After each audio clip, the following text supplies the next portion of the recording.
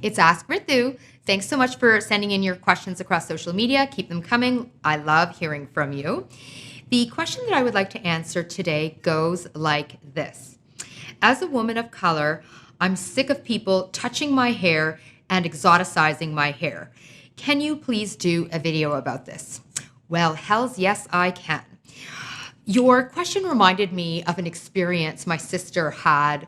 I think it would have been a few summers ago. We were out at a nightclub with a few of our friends, and my sister was sitting on a bench against a wall near a door, and this younger appearing group of white women walked by her. And as they do, one of them reaches over and grabs my sister's bun that was on top of her head and just squeezed her bun. And my sister, who's really tall, starts to stand up and be like, oh no, you didn't touch my hair. And they ran off, which was probably a good thing. But you can imagine the debriefing that happened after that experience.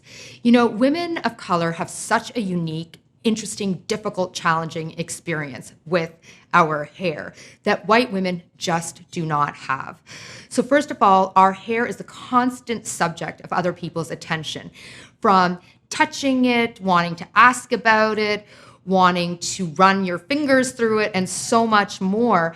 We constantly have people approach us and either with consent or, more importantly, without consent, reach over and pat our heads.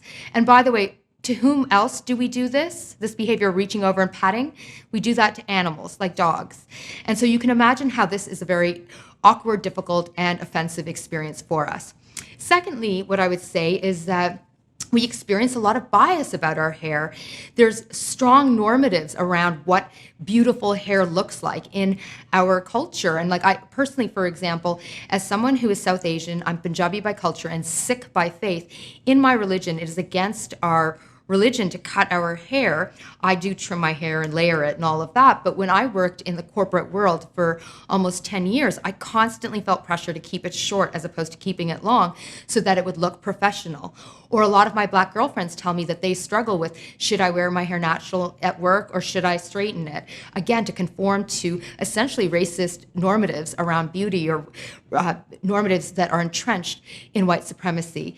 And then the last thing I'll mention here about why this is so challenging for us is because so many of us come from cultures where what we do with the hair on our head and what we do with our heads directly ties back to symbolism from our cultures. So things like ribbons, scarves, wraps, turbans, and so much more. This is how we reflect and manifest our culture. So if you are experiencing challenges and finding this difficult, I hear you, I can relate too. And then for the rest of you who are watching today, I would say, as part of our efforts to call out and disrupt racism and white supremacy, it's really important that we stop exoticizing women's hair, women of color's hair, and that if you want to learn more about our hair practices, that you go to Dr. Google and self-educate around it. So I hope this helps. Thank you so much, as always, for sending in your questions and for watching.